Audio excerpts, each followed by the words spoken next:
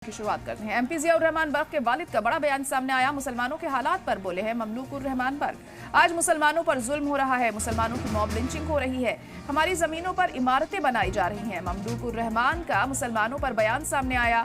संभल के एमपी जियाउर रहमान बर्क के वालिद हैं ममलूक, जो हमारी बर्बादी पर खुश हैं, कल वो भी जद में आ सकते हैं, ये उनका कहना है। पर हम पर हंसने वाले हमें कमजोर समझ रहे हैं, मुसलमानों के साथ हो रही ज्यादती, ये कहना है ममलूक उर रहमान का। तो बड़ा बयान यहाँ पर दिया है जियाउर रहमान बर्क के वालिद ममलूक उर रहमान ने और कहा है कि मुसलमानों पर जुल्म हो रहा है। आज जो हमारे साथ हो रहा है वो उन पर भी हो सकता है, जो आज हमें देखकर हंस रहे हैं वो भी इसकी जद में आ सकते हैं।